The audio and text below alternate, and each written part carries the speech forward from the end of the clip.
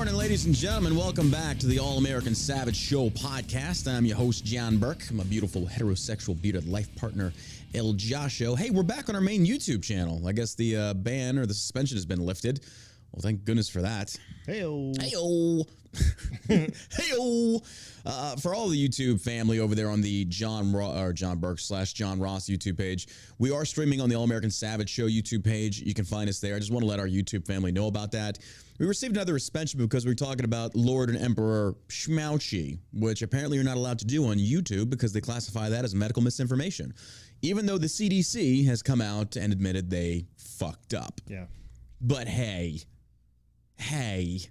at least they're protecting everybody from that dangerous misinformation that, come to find out, was actually right. Yeah. You know where you can't talk about it?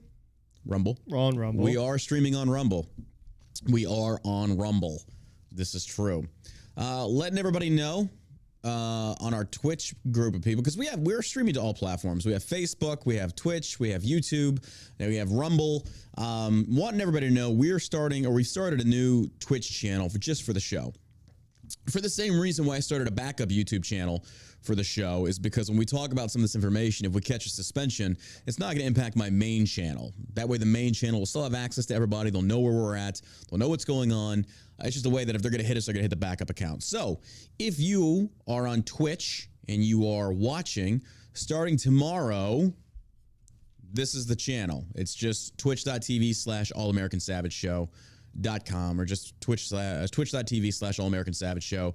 There you go. There's the link. If you follow the old Drunken Debates Twitch channel, that's the one. I just basically repurposed it. Yeah. Now, as far as I see, people are asking about Gavin McInnes. Don't know. Do we have any information on that? I haven't heard anything. I haven't heard anything. I don't know what's going on. Some are saying it's a hoax. I don't know. I'm not sure. We don't know what's tracking. Yeah, we haven't heard anything. I haven't heard anything. So as soon as I know anything, I'll let everybody know. I mean, shit, y'all got to find out when I do. It's all over Twitter, I guess. But appreciate everybody being here. And yeah, testing out the new 50 milligram gummy tonight. I'm probably going to be streaming on my main page, to my main John Burke Twitch page tonight. We're releasing the new Halo gummies. These are the Ultra Halos.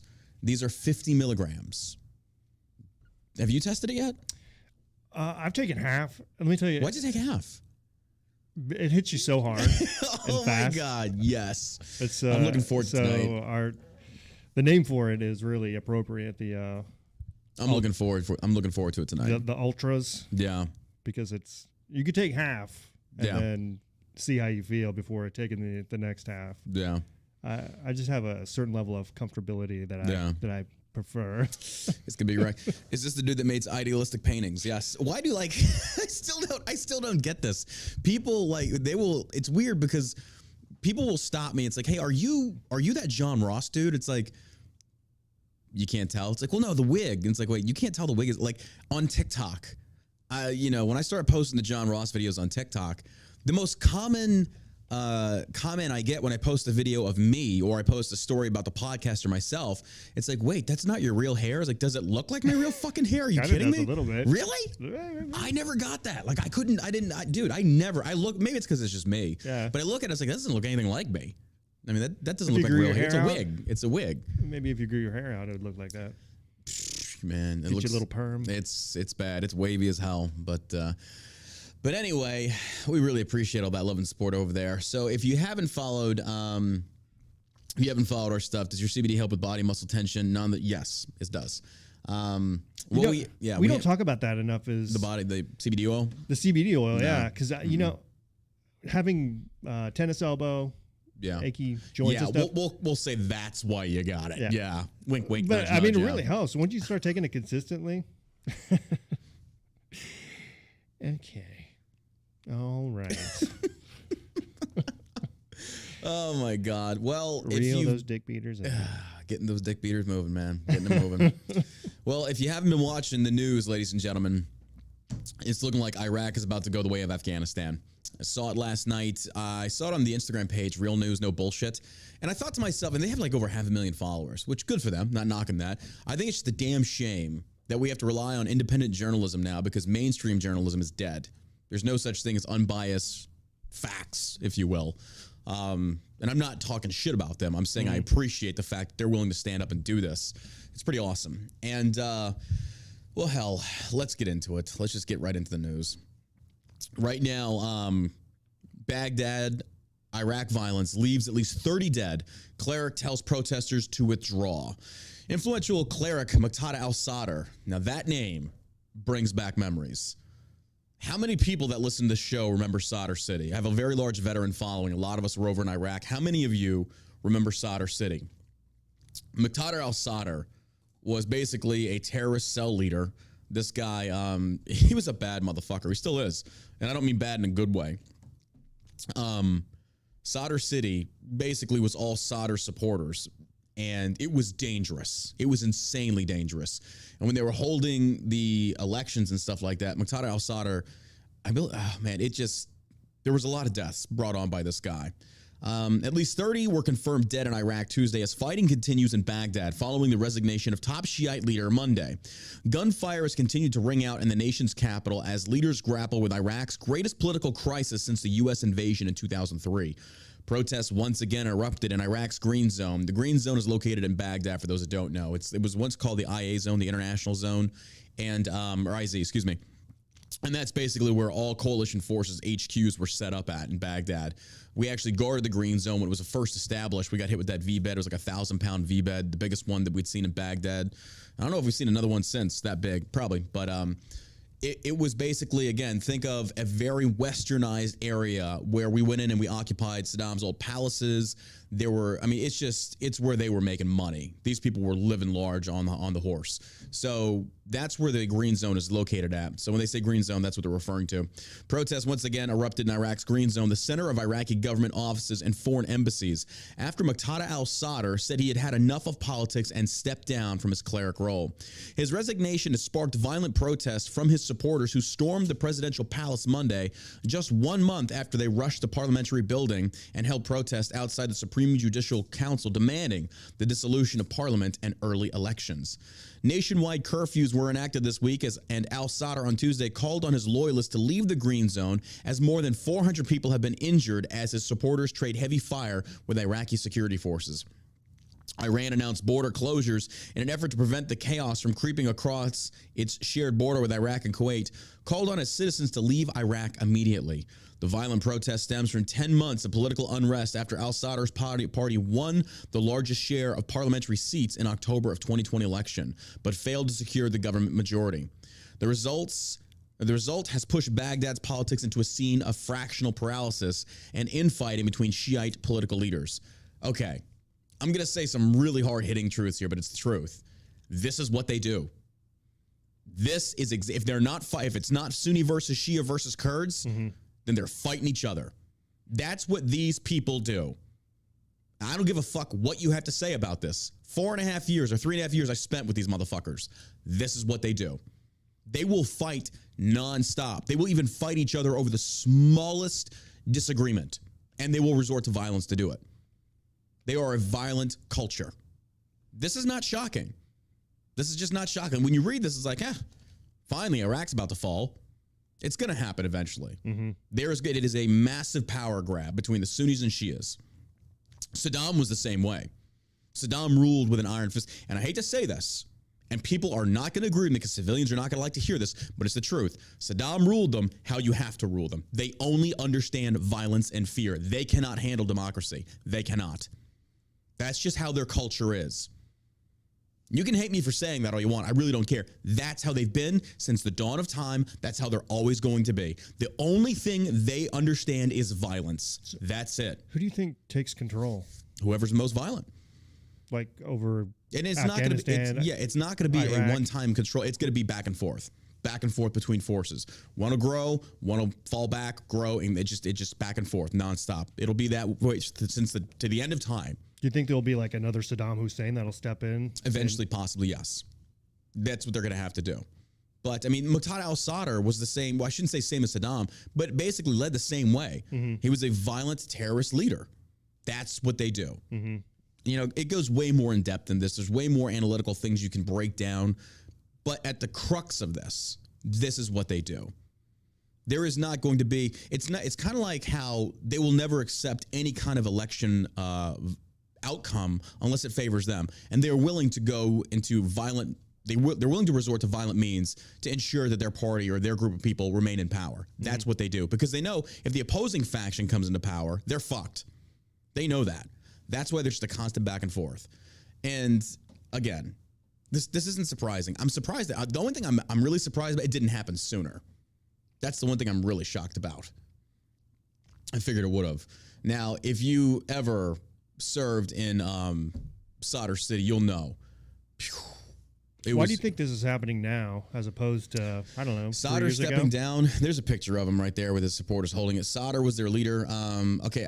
Solder, who was supported by the Iraqi nationalists and some nations poorest that were oppressed under Hussein's regime, refused for months to negotiate terms with his Iran-backed Shiite rivals. Because again, Saddam ruled with an iron fist. You know, he gassed the Kurds. I mean, he murdered his own people. I'm not just, now please don't say when this is what it takes, that's how he did it. I'm not saying the ends justify the means, but that's what they're accustomed to. They cannot handle freedom. They don't want freedom. That's what I'm saying. You cannot go to you can't go in any country that does not in a vast majority, a vast overwhelming majority want democracy. If they don't want it, if they don't want freedom, you can't force it on them. You can't. Alexander the Great tried. It's not possible. They do not want it. They are very tribalistic. They're insanely tribalistic. And that's where that's why leadership never got it. That's why leadership in the army never understood it. We went over there and we tried it first during the invasion. It was like, blitzkrieg. Well, maybe they did understand it, and they knew that this was a moneymaker for them as far as, absolutely. Yes. We made so much money. Weapons of war. That kept Halliburton, all these military complexes afloat, right? Oh, it did, absolutely. I mean, if you have some people that will military, never concede. They will make money. Yeah. They're going to make money, absolutely. That's the way it goes. But seeing this now, it's just, it doesn't shock me. But on Tuesday, he attempted to lower the temperature and urged his supporters to leave the green zone and stop all violent activity. He says, "This is not a revolution," al-Sadr reportedly said in a televised address. The Iraq military also said it would end its curfew in hopes it would halt all violence in Baghdad.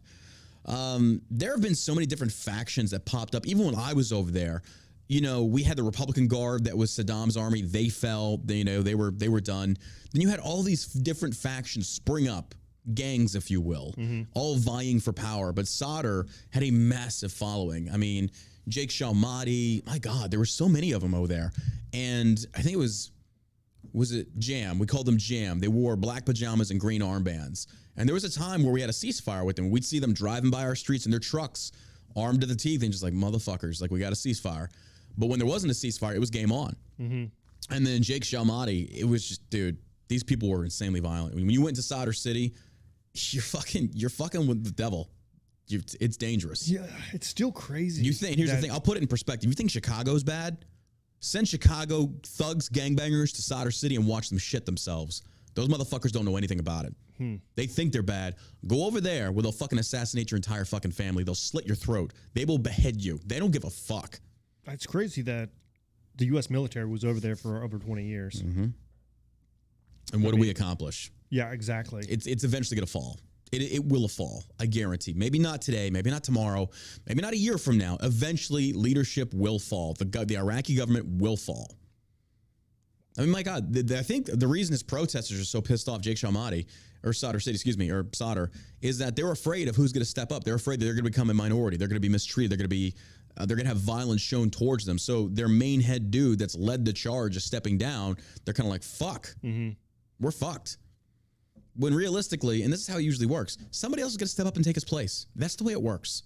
When they killed Homeboy over in Afghanistan not too long ago, and Biden claimed a massive, we killed the guy responsible for 9/11, or one of the guys. Cool. Somebody else is going to step up and take his place. That's how it always is. The chain of command does not end.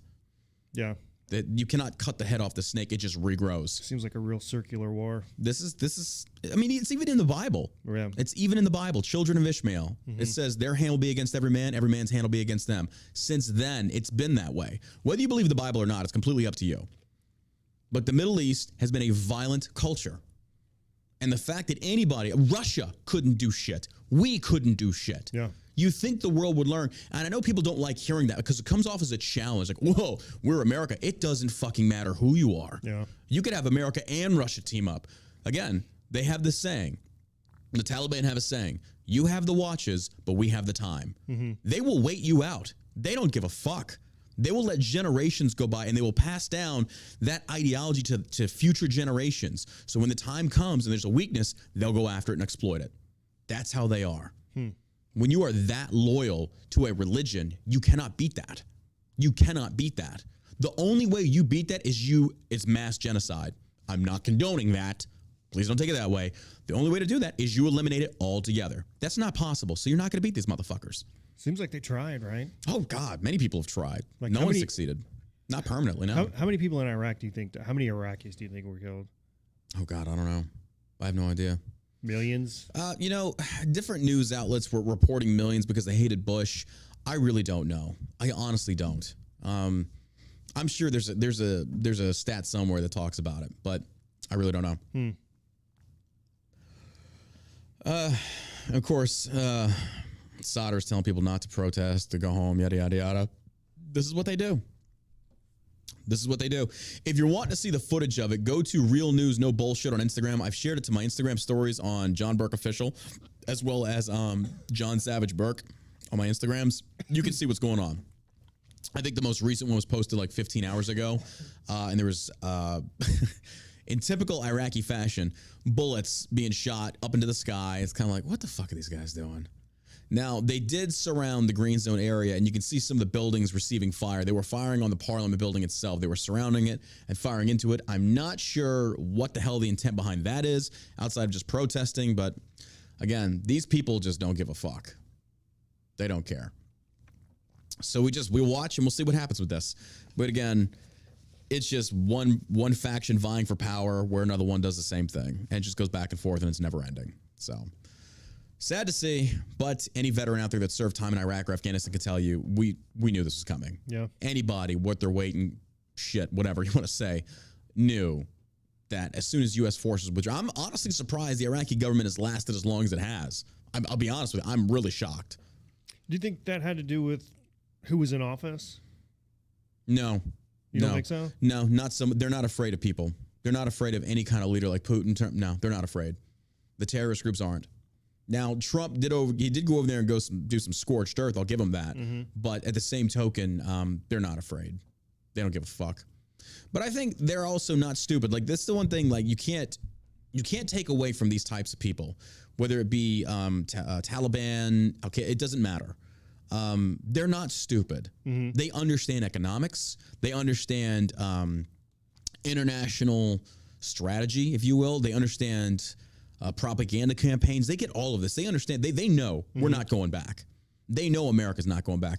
All we're doing is drone operations, drone and probably special forces operations over there in very small amounts. We're not completely pulled out.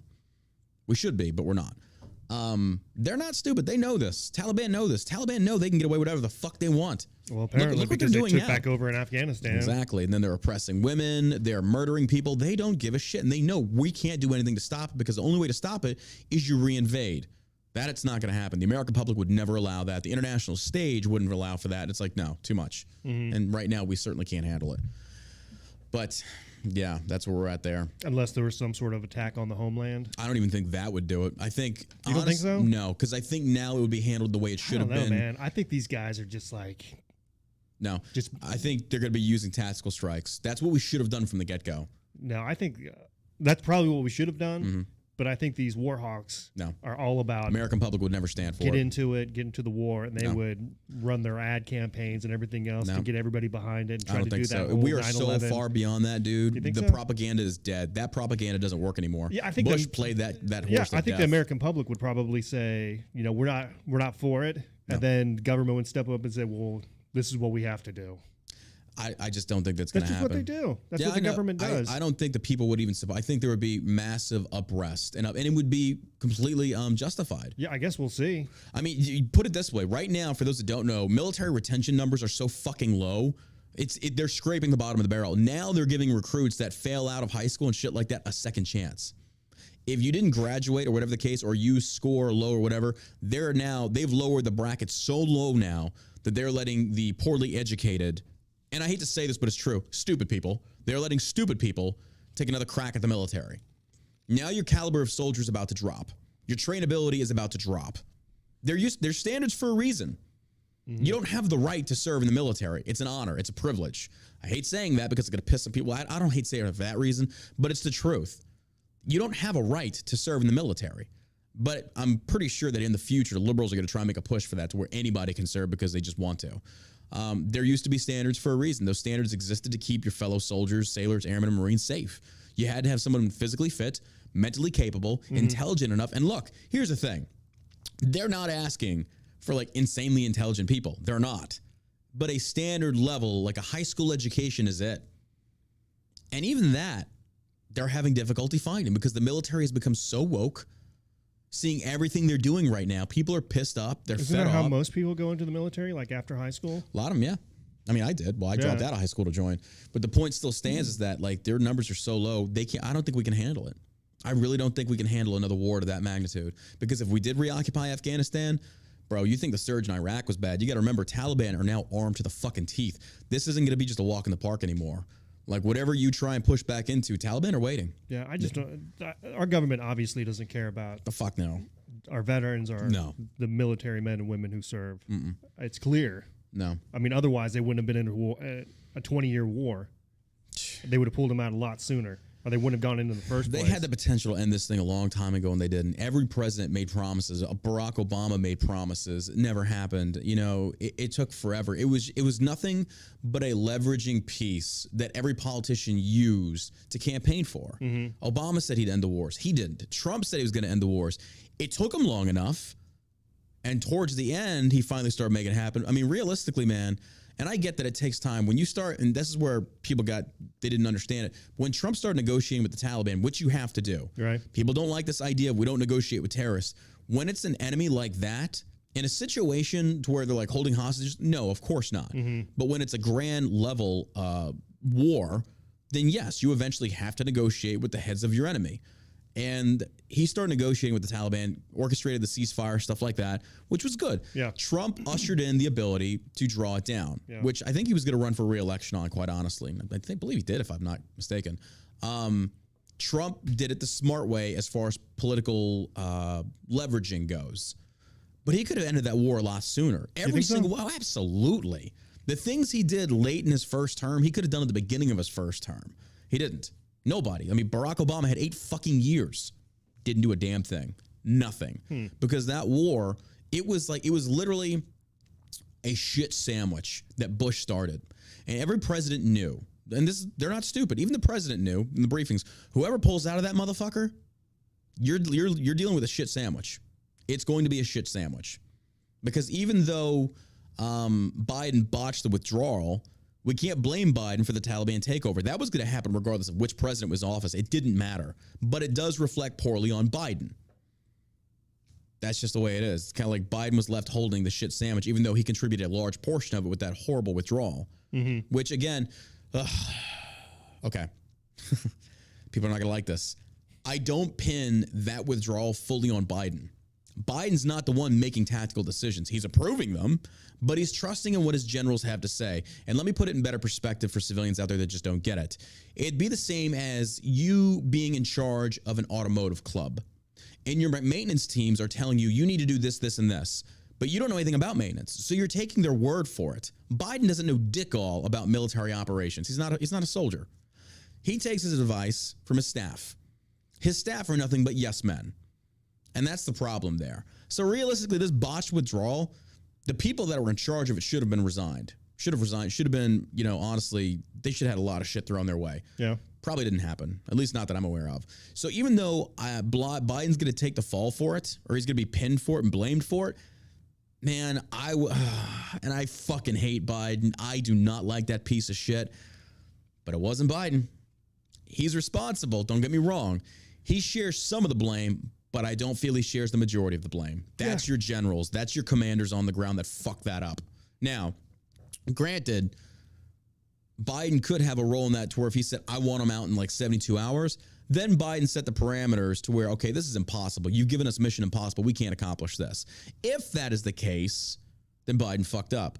But we were already talking about, like, we withdrew from Bagram Airfield, and we actually did that one the right way. We fucking bounced in the middle of the night, and we didn't tell anybody. And it's like, oh, it's so fucked up. It's like, no, you don't tell anybody. Because the moment you tell somebody that's operational security, your shit's leaking, they're going to shoot your shit down. Mm-hmm. That's what they do. So it was literally, I think it was Bagram Airfield. They packed up in the middle of the night, and they were gone. Wake up the next day, the Afghan Army's like, where'd they go? People talking about leaving that airbase was a huge mistake in the first place. Yes, 100% yes. That was wrong. BAF was the main point of entry and exit into Afghanistan. Right. Now, you had JBAD, you had places like that, but BAF was, think of it like JFK or LaGuardia. Mm-hmm. That was the main entry point. And I don't know why.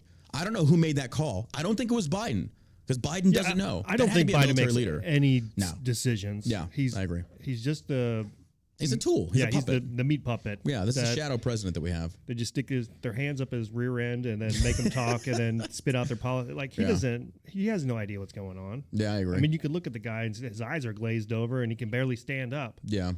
So I have no doubt that it's not him calling the shots, but it is his stupid face. Yeah, I agree. That's on everything. So, you know, when you talk about the Biden presidency or the Biden administration, I think it entails all the shadow figures that stand behind him and really make the calls. I would really love to see who's the one pulling the strings. Who are the ones pulling the strings? It's got to be Obama. You think it's Obama? I know we talked about this before. I don't know. Yeah, I mean... Because even Obama didn't fuck it up this bad. Yeah, I would be... I think he was screwing things up quite a bit. Well, here's the thing. I mean, because gas prices went up to $7 an hour. Right. Now they come down to what, mid threes, something like that.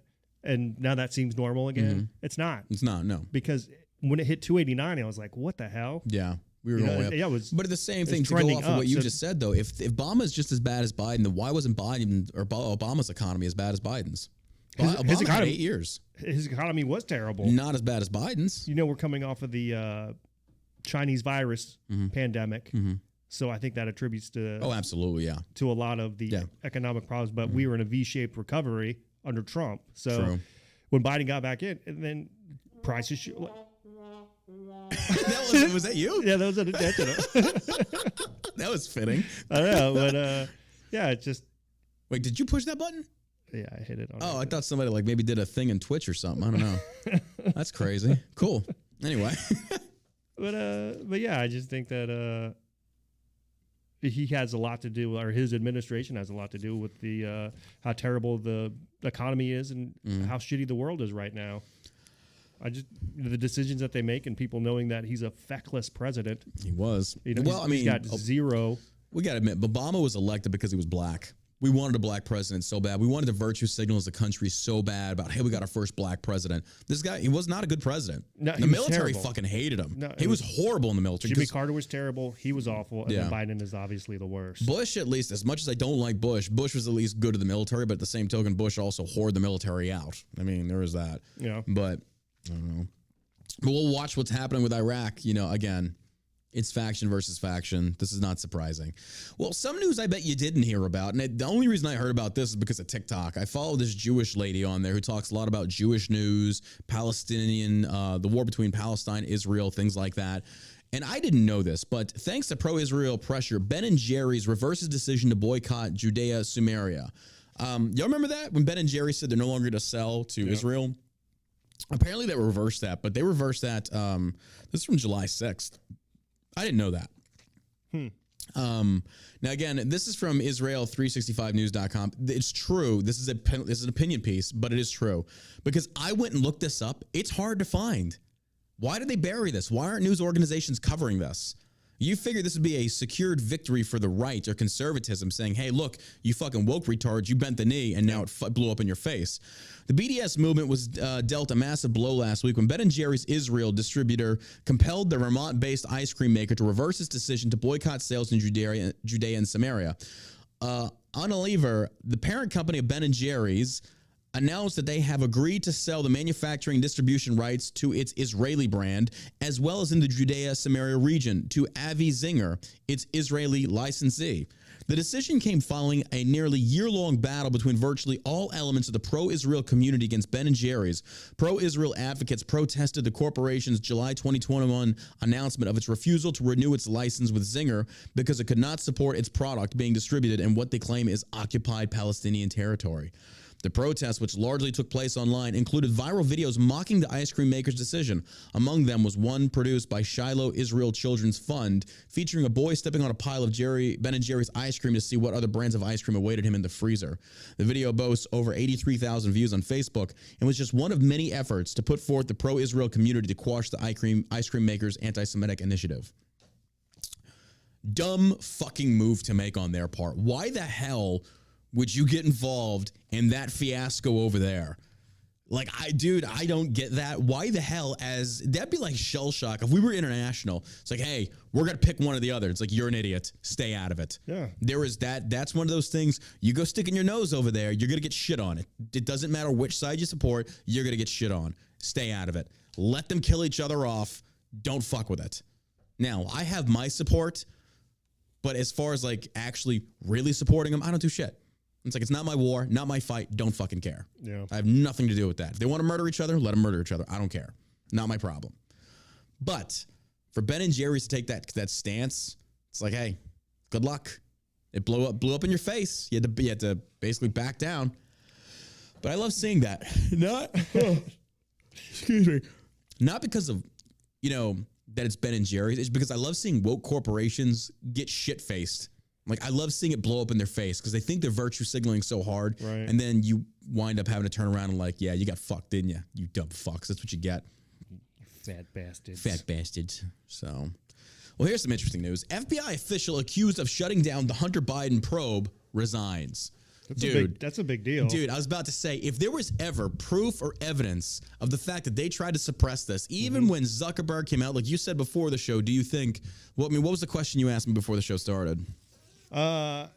If you thought that Zuckerberg it was like a preemptive move to come out on Joe Rogan's podcast and talk about how the FBI came to him first, and it wasn't his decision to suppress the story, because eventually it was going to come out, right? I mean, and I think we all already knew what was going on behind the scenes. Like, we're not stupid. Yeah. Like, we know they have these conversations. When Twitter censors any kind of hashtag, you know that there's some truth. There's bite to it. I mean, Zuckerberg threw Dorsey under the bus, saying, we didn't take the same thing where we just booted the New York Post off of our site altogether. Yeah. We just suppressed the story. And then he said they suppressed it a lot. And made it so it's not shareable, but then he wasn't able to give an exact number of the percentage. That dude fucking knew. That dude knew. He's such a liar. I don't think they do anything that's like, I don't think it just came out in normal conversation, like we're talking, and he just kind of brought it up. Like, I didn't, the FBI came to. That's a big deal. Oh, and if someone of his caliber, and that, I mean, there's no telling how much shit that guy knows, right? Oh, yeah. I mean, all the connections, all the people he talks to, all the information he has at his fingertips to go onto this billions of people using this website. This dude, right? He comes out and says that, and it's just, I don't know, curious to me. Is this a preemptive move on his part to kind of, you know what I love about atheists? Like this Gary Pello says, Jesus Christ, the best imaginary friend to have. Isn't it funny how you can make a reference to the Bible or anything, and you're not like throwing it in somebody's face, but you always have to have these fucking atheist zealots come out there and they have to make fun of you for it. That's why nobody really respects or gives a fuck about atheists anymore. No. You're so vindictive. You're so full of hatred and animosity. It's okay to make fun of Christians, but I'd love to see you do that on Instagram or someplace and make fun of Muslims. So you're banned here. You're not going to do it in my chat. If you don't like Christians here, you want to make fun of God, you can do it someplace else. I'm not going to tolerate it. You don't like it? Go start your own platform. I don't give a fuck. That's what I love doing. And it's not that it really bothers me. I just love pissing them off. It's like, hey, you can either respect my religious preferences or not. It's really up to you. I don't fucking care. But Jesus Christ, like, really? No pun intended.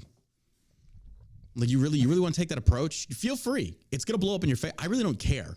You're one of hundreds of thousands. Okay, I lose. I don't give a fuck. I don't care. You want to believe in Allah? Do your thing. You want to be Jewish? Do your thing. But go make fun of them on social media and see what happens to you. But for some reason, it's okay to do it towards Christianity. I'm not tolerating that Jewish shit. People. Oh, my God. I'm not tolerating that shit. This shit's ridiculous. You can, and here's the thing: if they disagree with it, that's fine. I respect that. Right. I respect that, and I'm gonna totally, I want to see them make fun of, like I said in the chat, I want to see you make fun of them all equally. But for some reason, it's been perfectly acceptable to go after Christians, white heterosexual Christians. Hell no, not tolerated here. That's just my sense. A senior FBI official accused whistleblowers of sabotaging a Hunter Biden probe that has left the Bureau, according to multiple reports. Oh, source of mine sent me this. I want to read this for you. This is an official memorandum. You're going to love this, by the way. This came out August 30th, 2022. The Office of the Attorney General, Washington, D.C. Memorandum for all Department of Justice non-career employees from the Attorney General. New restrictions on political activities by non-career employees. Mm-hmm. They're doing fucking cleanup right now. That's what they're doing. Earlier today, let me just read you what you can. Okay, although longstanding department policy has permitted non-career appointees to attend partisan political events, e.g. fundraisers and campaign events, in their personal capacities, if they participated passively and obtained prior approval. Under the new policy, non-career appointees may not participate in any partisan political events in any capacity. This restriction applies to both public and non-public partisan political events. Second one, in the past, when the department has further limited attendance at partisan political events during presidential election years, it has allowed an exception for non-career appointees who had close family members who were running for partisan offices or similar situations. The new policy permits no exceptions.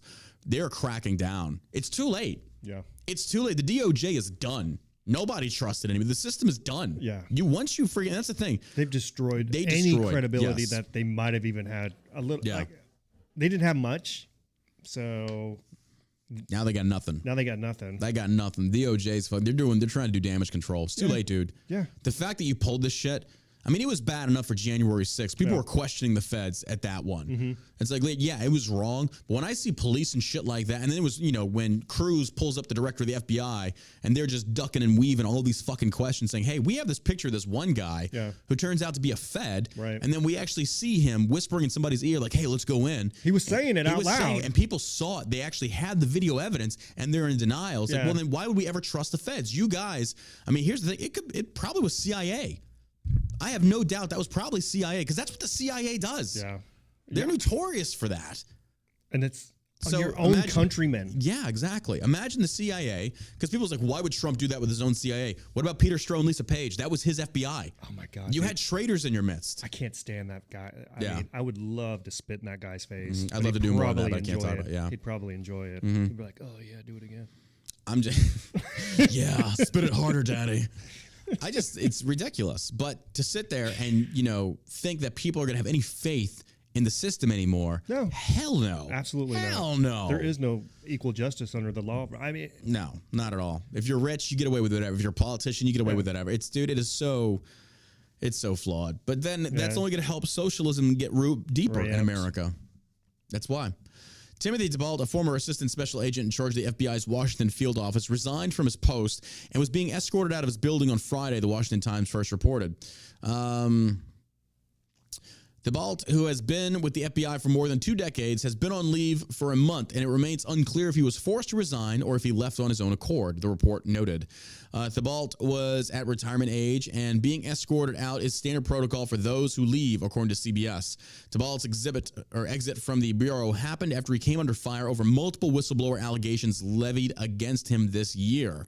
The allegations came through Senator Chuck Grassley and Jim Jordan offices. Grassley and Jordan are the top Republicans on the Senate and House Judiciary Committees, respectively. In jury, Grassley sent a letter to both the FBI and the Justice Department demanding documentation related to the FBI's handling of information about Hunter Biden, President Joe Biden's embattled son. The letter implicated DeBalt, noting that verified and verifiable derogatory information on Hunter Biden was falsely labeled as disinformation. This right here, if liberals had an ounce or a shred of common sense, this right here would prove to you why you do not need someone regulating what is truth and what is not. Mm-hmm. Because this was the Justice Department, this was the FBI, and they got it wrong. What makes them the arbiters of truth? Nothing. They lie.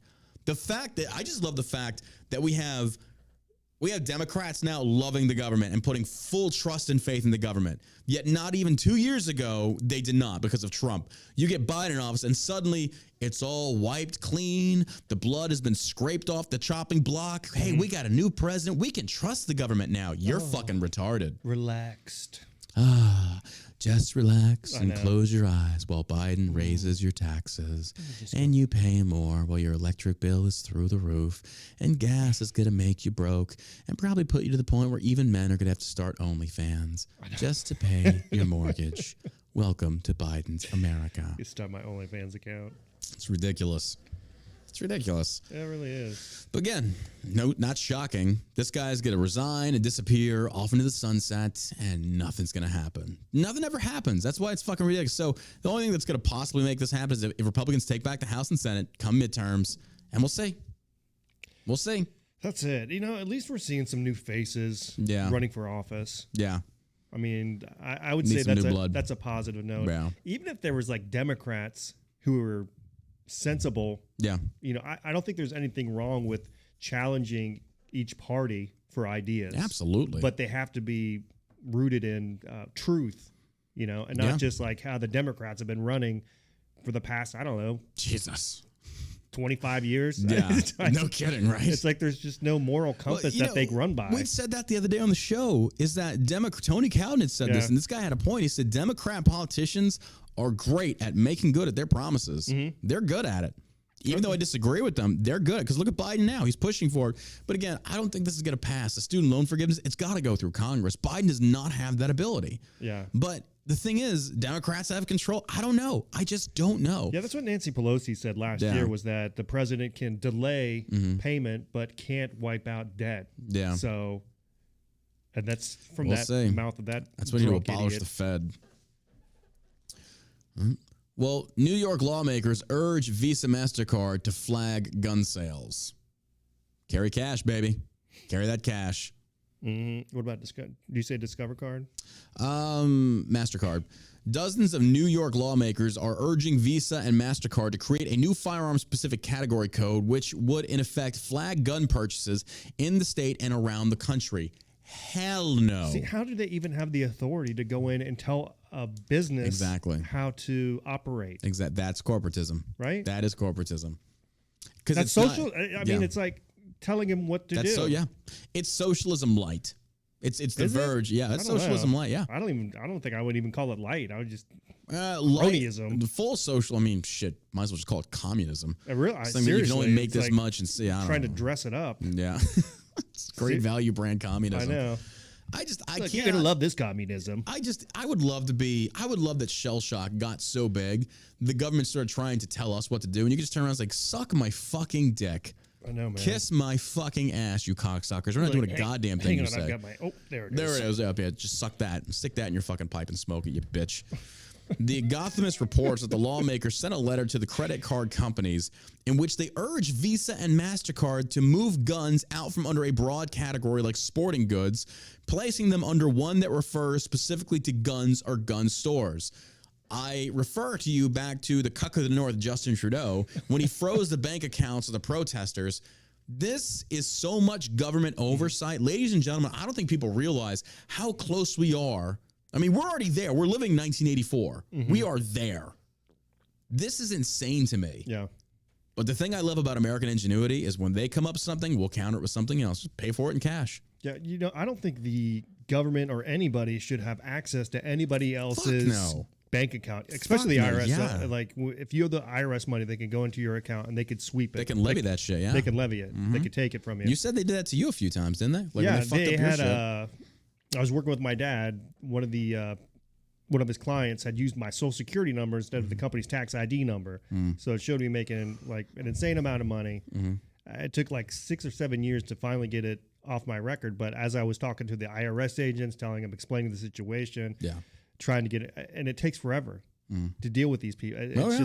It took forever. Yeah. But they would go into my account and they just like wipe it out without any sort of warning or anything like that. They would just go in and they said I owed like $110,000 in taxes. I'm like, was like, first, Good like Lord. there's absolutely Good no way. Lord. So They did the same thing to me. They said Yeah. I owed like 60 grand in back taxes. yeah. And I'm like, for what year? And they said 2016. I was like, I was in the Army in 2016. Yeah, see, that's what's going to happen. Explain to me how, as a staff sergeant, I made like I made 60K. I mean, what is it? That'd be like a 25. No, that'd be like a 33% tax bracket. Forget what the highest one is. Yeah. I was like, you're telling me in the Army as a staff, unless I was selling drugs and prostituting OnlyFans on the side, how the fuck was I making that much money? Like, get the fuck out of here. 60 grand in taxes for 26. Get the fuck out of here. Yeah. I mean, any veteran that's like working the IRS can say, wait a minute, he was a staff sergeant in the Army. No, we fucked up. We fucked up big time. There's no way. I just think there's other ways around it. So instead of being able to penalize you if you don't pay it on time. It's like, we're going to tack on an interest rate. Like, who the fuck do you think you are? You're not a goddamn credit company. Yeah. So if I had set up some sort of payment program with them, it would have locked me in at $110,000, and I would have never got out of it. Dude. And that's what's going to happen with these 87,000 new IRS agents is that they're going to go after people like who make less than $100,000, and they're going to say, hey, you made this much money. This is how much you owe in taxes. And it's going to take you forever to get it straightened out. Yeah. If you ever get it straightened out. Jesus, yeah. More than likely, you have to do like an offer on compromise and say, okay, this is how much you owe, but we'll settle for this. Yeah. And in actuality, you probably didn't know anything. Nope. One of my friends is suing the IRS. Yeah. That's great. Basically what you have to do. That's what you have to do. It's such bullshit. It is. But I don't think they should be able to go into your bank account and take anything out. They shouldn't have any access to your personal finances. That's totally unacceptable. It's bullshit. Yeah. That's way, again, but then you'd have people out there that would have the same mindset of like, well, if you have nothing to hide, what do you care? It's like, because that's not the point. The point is, that's not the point at all. It's like, you're okay. Again, that's why sheep, they don't give a fuck. Right. You know, sheep, I was the same way when I was 17 with the Patriot Act. It's like, well, if you're not a terrorist, you got nothing to worry about. It's like, it's not the point. Right. The point is, it's your freedom. They don't have the right to do that. But Meghan Markle back in the news. She tactically threatens to say anything after leaving royal family. Hey, we saw what happened to Princess Diana. Why don't we just go ahead and repeat that with her? I'm just saying. Oh, my God. Come on, Queen Elizabeth, make it happen. Get rid of this cunt. Jeez. Meghan Markle has tactically threatened to say anything after she and Prince Harry left the royal family for a new life in the United States. You got to love that. We even get the Limeys coming over. I love the Brits. Don't get me wrong. I love my fucking British allies. Those motherfuckers can drink like sons of bitches and they fight like crazy. But I just do find it ironic that nobody fucking respects this douchebag anymore. He marries a liberal, sticks his dick in crazy, pops out a kid, and now he's fucked. Oh, totally. You are tied to this crazy cunt for the rest of your life. Terrible. Fuck that. In a lengthy interview with The Cut, Meghan discussed the rift that occurred between her and the royal family after they formally stepped down from their public duties, implying that she could say anything about her time spent in the United Kingdom. It takes a lot of effort to forgive. I've really made an active effort, especially knowing that I can say anything, she said. Meghan added that she is still healing from her experience as a member of the royal family. Oh, I'm sure. I'm sure. Probably because you were a douche and they didn't like you or that you didn't fit in. Oh, she's a total douche. Even her own father fucking hates her. In the same interview, or no, she says, I've never had to sign anything that restricts me from talking. I can talk about my whole experience and make a choice not to, she told the magazine. That's a threat. That's essentially, that's a little subtle shot across the royal bow saying, back the fuck off, leave me the fuck alone, or I'm going to spill all. Prince Andrew's a pedophile. Yeah. It's kind of like, we already know that. Yeah. In the same interview, Markle appeared to stoke further controversy with the royal family when she seemed to say that Prince Harry could lose his own father, Prince Charles, due to the separation. Harry said to me, I lost my dad in this process. It doesn't have to be the same for them as it was for me, but that's his decision, Markle told The Cut. Yeah, it's not the same. Her dad even came out and did an interview about her. Like, she's crazy. This woman's fucking unhinged. These are liberal women, folks. These are liberal women. I saw this left-leaning video of they were doing comparisons like Prince Harry when they first met, and then I guess she does this claw grab that she does on his arm and everything, and they had this body language expert talking about how they were sitting next to each other, and he's like trying to pull his arm away, and he's like really uncomfortable. And jeez, I would be too if I fucked a liberal. Doesn't look like it's going well for him. Dude, I can't imagine getting a liberal woman pregnant. Oh, my God. Oh, my God, that'd be horrible. That'd be horrible. Oh, damn. However, in a source close to the couple later clarified to the New York Post that Meghan was not referring to Prince Charles, but to her own father, Thomas Markle, with whom she has been in a public feud since her engagement to the British royal. Journalist Omid Scooby, who co-authored the interview, later tweeted that Markle had never meant to speak of Prince Charles. There seems to be the confusion in the headlines about this quote in the cut interview, tweeted Scooby. I understand that Prince Harry is actually referring to Meghan's loss of her own father. Okay, I'm bored with this. Moving on. I don't give a fuck. It's just funny to me. Oh, you gotta love this. 10-year-old, again, listen to this closely, folks. This is the temperature of America right now. 10-year-old trans model with trans mother. What? Exactly. 10-year-old trans model with trans mother is set to undergo surgery at 16. How the acorn does not fall far from the apple tree, if you get my gist there. This shit's insane, folks. Come on. A 10-year-old child, the world's youngest transgendered model, lives with her transgender mother and her mother's trans partner and is set to undergo surgery at 16. Oh, what a twisted fucking world we live in. All right, YouTube, I got to shut it down because it's going to get me banned. My John Burke YouTube page, we got 250 live viewers right now. Head on over to the John Burke All-American Stab. I'm going to keep that one up for you, okay? Here's the link. Go over there now because I cannot get banned on this account. This is where I post all the John Ross ones. Here's the YouTube link. Go follow. It's in the chat. Click on it. Go drop a follow over there, folks. I love my YouTube following. I appreciate you. I cannot risk getting my YouTube channel banned. It's one of the last bastions I have. All you got to do is click the link, go over to the other channel. It's not that fucking hard. Do it. Do it now. Do it. Do it now. Love y'all. I'll see y'all on the other channel. All right, we're shutting down John Burke right now. All right, John Burke has been shut down.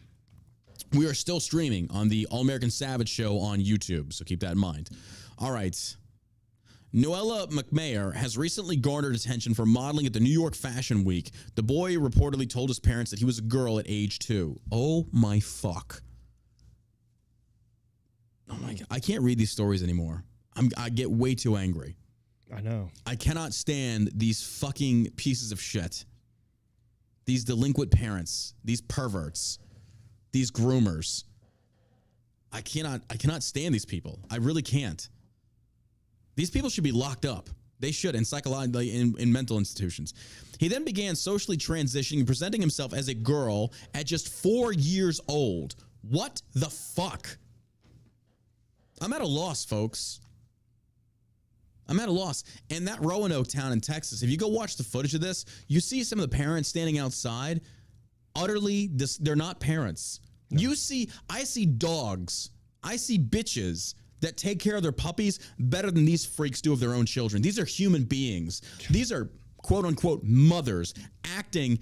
Again, I've said it before and I will say it again. This is not left versus right. This is good versus evil. Mm-hmm. These people should be extinguished from our society. They are dregs on the human element. These people will plumb us.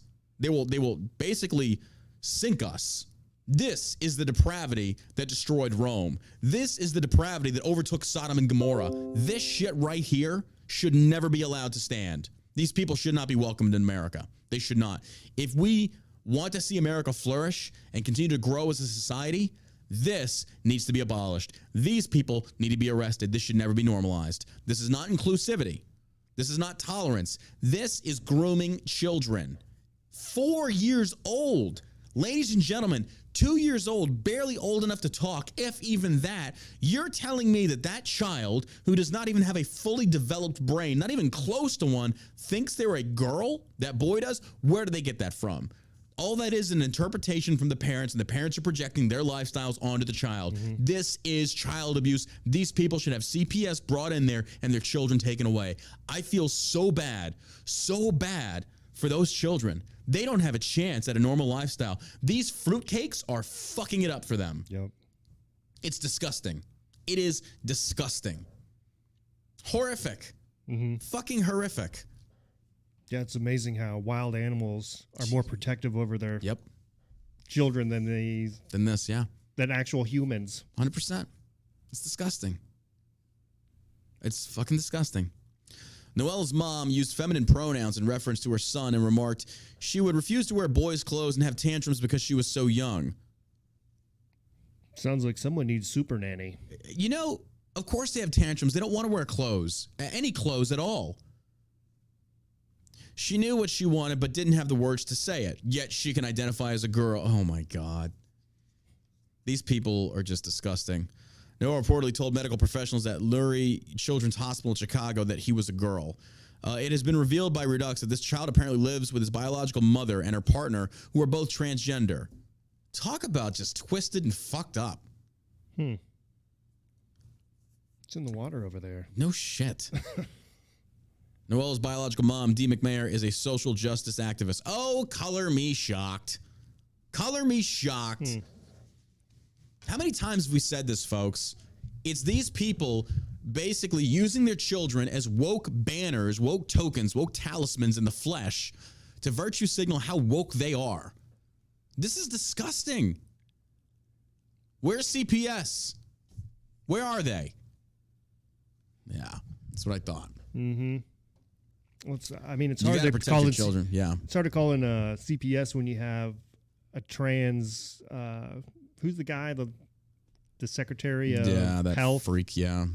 Just oh my God. And then who's the other dude in charge The of fuel? Yeah, the nuclear waste or whatever. They're just these are nuts. Yeah. These are freaks. They're freaks. Which is fine if that's how they want to live their life. If those guys are good at their job, I don't care how they dress, right? I don't care. Yeah, I get what you're saying there, but if I you think keep there's that a stuff line. to yourself, but once you start taking it to your kids, once you start saying we should be teaching this in public schools, But here's the problem, though. That's the problem. The problem is that we tolerated it too much.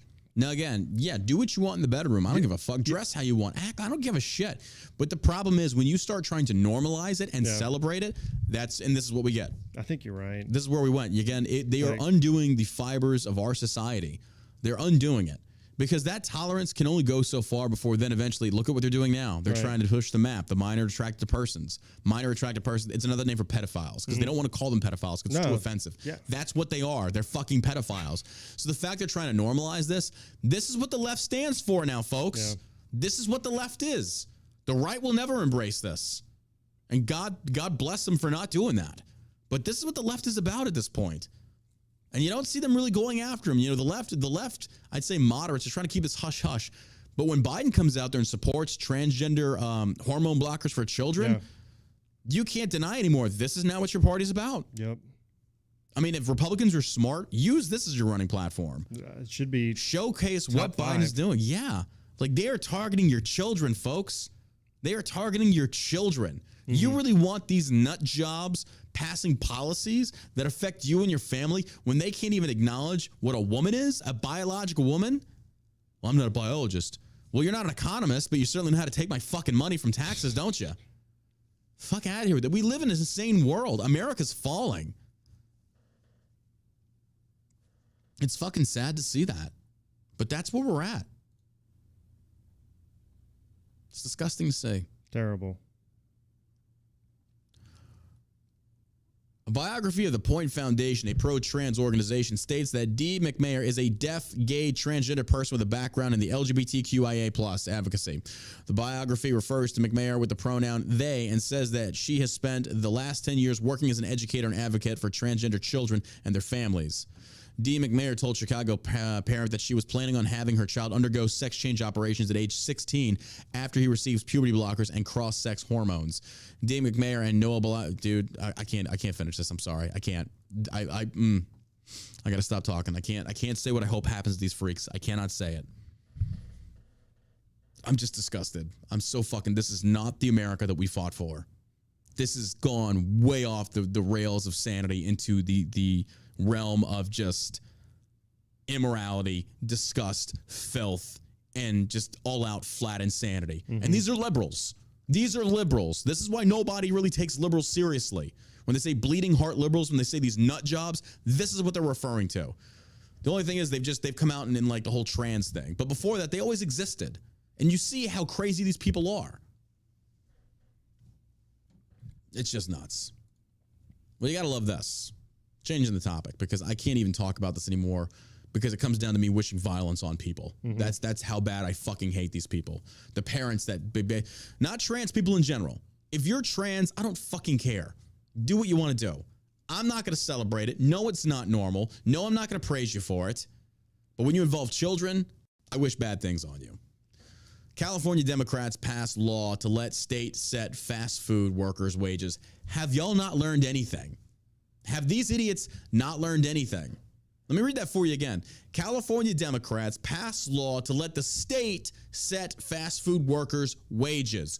You don't seem to understand when the government, this is like the case in point that I just need to once again prove Friedmanism was right.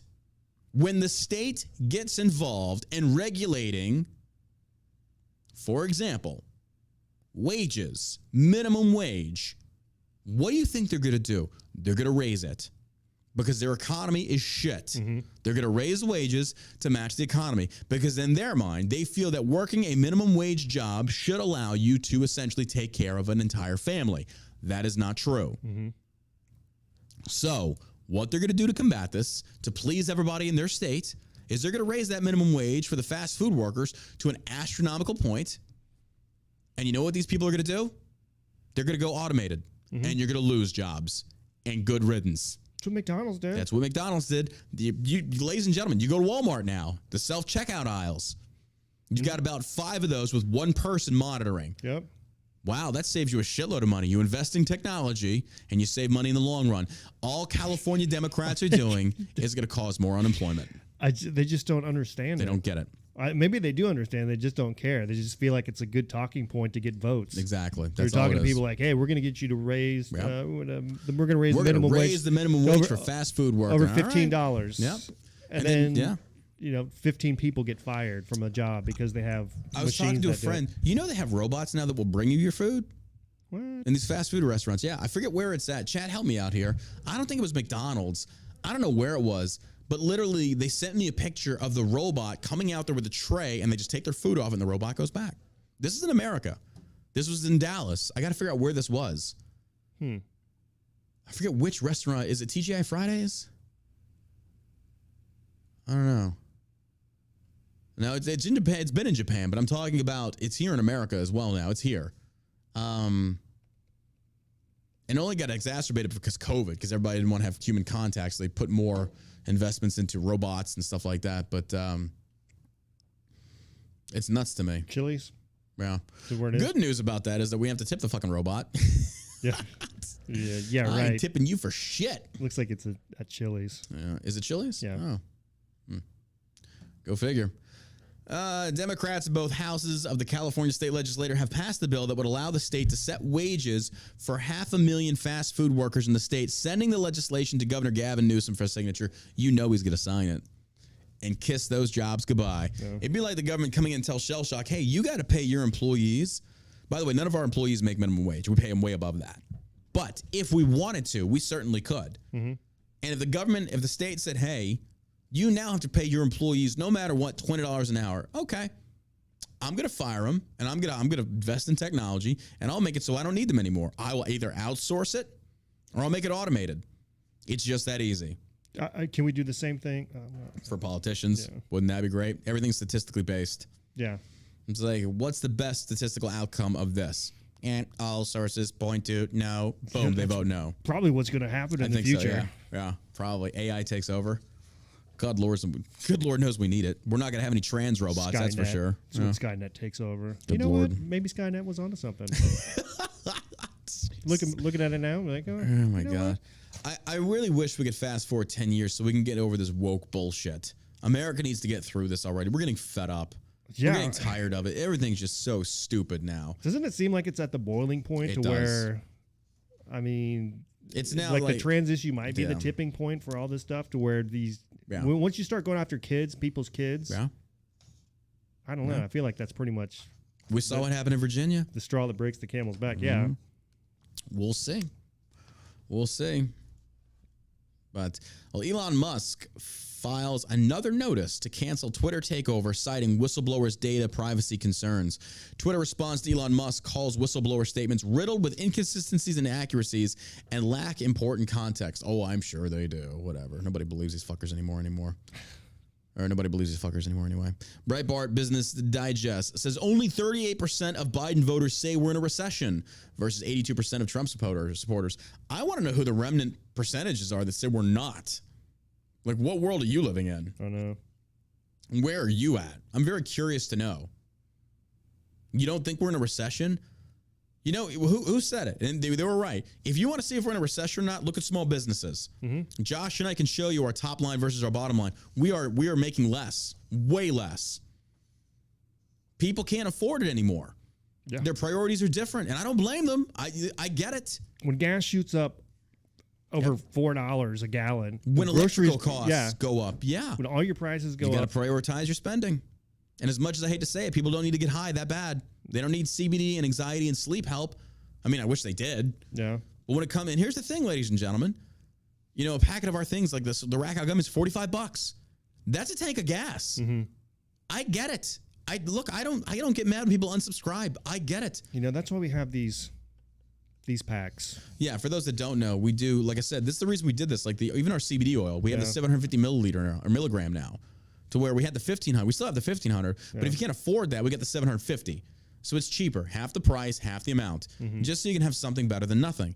But even that, for most people, you know, we're trying our hardest. We have not passed the increase in production costs down to the consumer. We're eating that. Mm-hmm. We're not only making less in sales, we're making less in profits as well. And all we're trying to do is just coast through this recession. Just try to get out of this administration. Our fucking numbers don't lie. We pull the data. We look at the fucking data. Yeah. My God, your wife pulls the data for us, and we're looking at this, and we're like, yeah, we are in a recession. Oh. You don't see a drop that much in sales. Yeah. Because the economy is doing good. It's nuts. It's fucking nuts. And these people say we're not in a recession. What are they, high? They're certainly not buying from us, that's for sure. To college students. Oh, yeah, it's got to be. They're getting their loans paid off. I wouldn't doubt it. I think we're not in a recession. I think we'd be in a recession if he was going to pay off our bills. Oh, yeah, I apologize. $45 isn't a tank of gas. I'm sorry, that was old. That was on Trump era. Yeah. Now it's about 100. I'm sorry. Yeah, my bad. I drive the Tesla. I only fill up the vet every so often. That's running me about $80 because it's premium. So it's a kick in the nuts. Oh, yeah. This is fucking thanks, Biden. But, yeah, there we go. Piece of shit. Oh, my God. And last but most certainly not least, John Fetterman, who's running against Dr. Oz, aims high, calls for cannabis legalization. Why are we still on this? Why has this not been done yet? I'm still at a loss. Why is it that everything else gets prioritization? Trump said he was going to legalize marijuana, never did it. That was a campaign promise he never made or never came through on. Pennsylvania's Democratic U.S. Senate nominee John Fetterman wants to legalize cannabis nationally and is urging President Joe Biden to deschedule the drug, removing it from the list of federally controlled substances. I agree with him. I think the dude's a douchebag, but I agree with him. Yeah, he's a total douchebag. In a press release shared by his communications director, John Calvello, on Monday, Fetterman, who is a Pennsylvania's lieutenant governor, called for the decriminalization of marijuana and for Biden to declassify it as a Scheduled I drug. I am telling you right now, folks, you hear it here first. When Texas legalizes it, we will be selling it. We will do everything in our power to get out there and sell it. Fuck yeah, why not? Well, it's fucking selling weed. People sell alcohol. Yeah, it's less. It's way better for you. Yeah, less harmful than alcohol. And realistically speaking, even once weed is legalized, we're still going to be selling Delta 8 because people want to find ways, or we'll also sell marijuana edibles because people don't want to smoke it. It fucks up your lungs. There's more healthier options to do it. And we're still going to push that. But here's what's fucked up, folks. You know this? For those that don't know, to just apply in the state of Texas, and I think I've talked about this before, to apply to get your marijuana distribution card, to sell it, not grow it, just to sell it. Do you know how much that costs? $7,500 approximately to submit your application to the state. If you get approved, guess how much it costs you? $750,000, which has to be renewed every 2 years. Mm-hmm. That's the kind of money you're going to be making. Why the fuck does the state need that much money? Yeah, that's bullshit. Doesn't it seem like a little mafia-like? I can tell you exactly why. Because the oil companies and people like that are going to be the ones putting their fucking fingers in this pie. They're going to be putting their fingers in this pie hardcore. Well, I think it's definitely the new cash crop. Absolutely. I mean, because look, you I mean, can harvest they made it hemp back in the olden days. Yeah. Right. Yeah. You know, so you could use it for just a bunch of different things other Yeah. than, you know, just smoking. Yeah. And they're going to wonder why people are going to be like, I'm not paying you for a fucking lie. I'm just going to sell it anyway. Yeah. Fuck you. I don't know you a goddamn thing. Nope. We didn't have to pay a licensing for fucking CBD, so then why are we doing it for marijuana? Mm-hmm. Now, what they could do is like, hey, according to fucking state regulation, we have to inspect your facility, yada, yada. Okay, I'm fine with that. Fair enough. But I'm not paying you $750,000 to sell fucking weed when I could do the exact same thing out of the trunk of my car and not pay you shit in taxes. That's the whole thing. That's why I'm kind of like, dude, I get why people fucking rebel against the government. You guys are so corrupt. So corrupt. So corrupt. One person, like, ladies and gentlemen, here's the thing. What about a young entrepreneur that wants to get into business?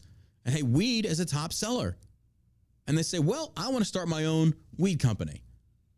Who's got that kind of money? $750,000, or hell, just $7,500 to apply for a license, not even guaranteed to get it. Yeah. Non-refundable, by the way. So you're paying the government $7,500 regardless. Just to look at it. Just to look at it. That's fucking ridiculous. Yeah, it's a con. That's the biggest con ever. That is the biggest fucking con ever. And just to grow in the state of Texas, don't even get me started. Just to grow it. So, the poor, there's no way. I love how the government tries to say, we're trying to raise the lower class. You want to raise the lower class? Fair enough. Let them open up weed dispensaries, see what that does. The money will pour in. Well, people can start smoking weed everywhere. They already do. You kidding me? They already do. I wonder how many people in Congress or in government right now Smoke weed? Smoke weed. Oh, good. A big chunk of them, I guarantee. Right? I know a few of them. Like, did you see the footage of Paul Pelosi when he got pulled over? Mm-mm. Oh my God, dude. What?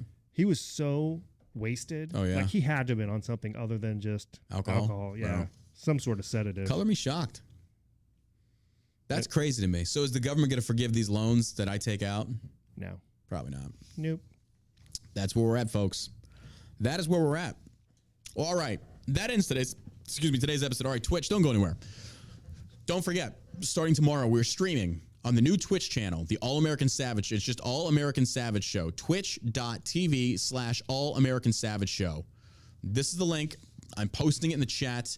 That way, if we get banned or for whatever reason, we're covered. You'll know where to find me so I can stream on my main accounts. Here is the link. You can check it out. It is All American Savage Show. Go give it a follow. Also, on that page, we have the Valor Podcast. I'm waiting for approval from iTunes, but the Valor Podcast is now available on most platforms. Go give it a listen. I really hope you enjoy it. We've had a lot of great feedback on Instagram. People are loving it. This major one that we're on now, the John Burke page, it's going to become the backup. I'll stream my personal stuff. I might go back into gaming a little bit at night when I'm high and shit like that. But the All American Savage Show, that's where we're going to stream the podcast too. The reason for that is because essentially I don't want to have my main channels banned. That's where we're at this point. So keep that in mind. Again, All American Savage Show on Twitch. Become a subscriber over there. Really appreciate that. Thank you so much for the love and support. Also on YouTube, All American Savage Show. Follow us there. The John Burke main accounts, dude, I cannot risk getting banned anymore. My fucking Instagram was banned. My Facebook was banned. My reach has been just destroyed. So if you're wanting to get a message out there, you have to do it on backup accounts and channels. And don't forget to follow me on TikTok at John Burke. You can check it out there. So anyway, we love you. We appreciate you. Make sure you check out shellshockcbd.com. And if you can't support us over there, but go become a subscriber over on the Twitch account. That really helps us out a lot. So until then, again, here is the link. Twitch.tv/All American Savage Show. Go give it a follow. We appreciate your love and support over there. All right. You got anything to add, my man? Yeah, you guys have a great day. Have a wonderful day. And as always, ladies and gentlemen, you stay savage.